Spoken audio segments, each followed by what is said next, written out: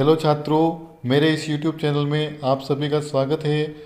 आप सभी की एक बहुत बड़ी समस्या होती है कि साइकोलॉजी जो मनोविज्ञान का सब्जेक्ट है, जो शिक्षक भर्ती परीक्षाओं में आता है, उसमें हम लगातार प्रश्न जो परिभाषा संबंधी प्रश्न आते हैं उनसे घबराते हैं। वो जल्दी से हमें याद नहीं होती है और हम परीक्षाओं में भी कई बार उसको गलत करके आ जाते हैं। तो इस समस्या को दूर करने के लिए आज मैंने एक छोटा सा प्रयास किया है।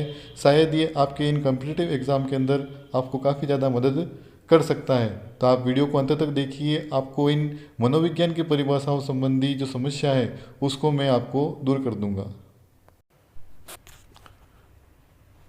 आप जो ये स्लाइड देख रहे हैं इसमें बुद्धि की परिभाषाओं को हमने लिया है। सबसे पहले इसमें सबसे पहली परिभाषा दी है टर्मन ने, बुद्धि अमूर्त विचारों को सोचने की योग्यता है। वुडवर्थ ने लिखा है बुद्धि कार्य करने की विधि है। बकिंगम ने लिखा है बुद्धि सीखने की शक्ति है। डियरबर्न ने लिखा है बुद्धि अनुभव से लाभ उठाने की क्षमता है। और वुड्रो ने लिखा है बुद्धि ज्ञान अर्जन करने की क्षमता है। अब इन 5 परिभाषाओं को एक साथ आप कैसे याद रखोगे? तो आप नीचे की तरफ आप देखिए, हमने लिखा है इन सभी परिभाषाओं के लिए केवल एक लाइन आपको याद रखनी है। और वो लाइन क्या है आप नीचे देख सकते हैं। बुद्धि अमूर्त कार्य सीखकर अनुभव से ज्ञान अर्जन करती है। इतनी सी लाइन याद रखनी है। बुद्धि अमूर्त कार्य सीखकर अनुभव से ज्ञान अर्जन करती है। अब हमने क्या किया इस ट्रिक के अंदर, अमूर्त शब्द आप देख सकते हैं हमने कहाँ से लिया है, टर्मन से लिया है। तो मतलब ये शब्द हमें ये बताएगा कि अमूर्त यदि शब्द आ जाता परिभाषा में तो टर्मन वाली परिभाषा है। कार्य शब्द हमने लिया है वुडवर्थ की परिभाषा से, आप देख सकते हैं ये कार्य शब्द। बुद्धि सीखने की शक्ति है मतलब सीख कर, ये शब्द लिया अपन ने बकिंगम से। और अनुभव शब्द आपने लिया है डियरबर्न से, ये इस तरीके से। ज्ञान अर्जन वाला शब्द अपन ने लिया है वुडरो से, ज्ञान अर्जन की क्षमता है।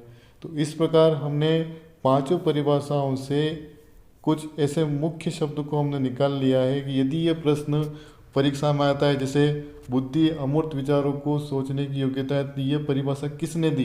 तो आप सीधा उसका उत्तर दे सकते हैं टर्मन ने दी है। तो हमें यदि शब्द, हम प्रश्नों से शब्द को यदि पकड़ लेंगे तो हम आसानी से उस वैज्ञानिक या उस साइकोलॉजिस्ट का नाम बता पाएंगे जिसने ये परिभाषा हमको दी है। ये प्रश्न कई बार आते हैं, हम आसानी से इसको सही कर सकते हैं।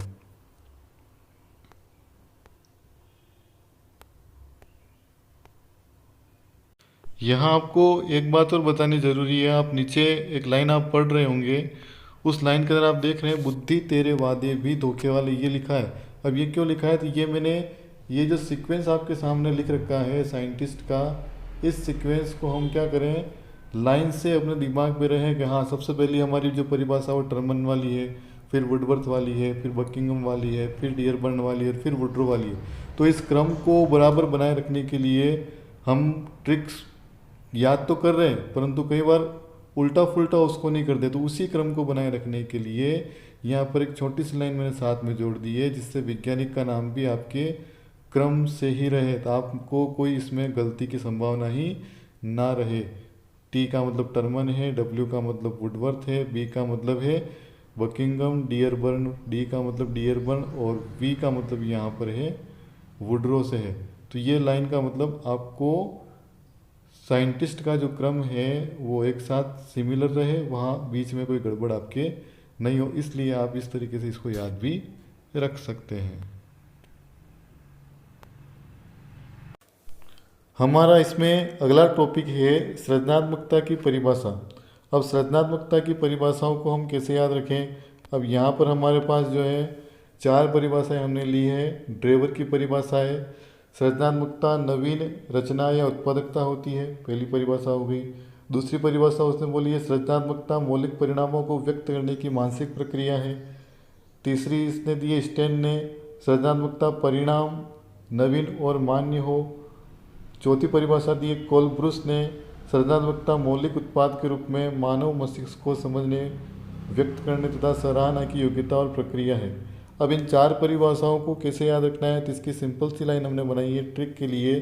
सृजनात्मकता नवीन मौलिक परिणाम है जो मान्य है और मानव मस्तिष्क को समझने योग्य है। नवीन शब्द हमने लिया है यहाँ से पहली परिभाषा से, ड्राइवर, डी से ड्राइवर। मौलिक परिणाम के, क्रो से अपन ने लिए हैं।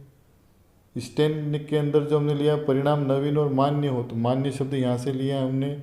और मानव मस्तिष्क को समझने योग्य है, मानव मस्तिष्क को समझने योग्य है, वो हमने कोलब्रुक की परिभाषा से लिया है। तो हम इस पूरी लाइन को याद रखने के बाद इन चारों परिभाषाओं को सरलता से याद रख सकते हैं। और वही वापस वैज्ञानिकों के क्रम को सीधा याद रखने के लिए नीचे लिखा अपन ने, सृजनात्मकता ड्राइवर को स्टेन कॉल करो, सृजनात्मक ड्राइवर को स्टेन कॉल करो, इस तरीके से याद रखें।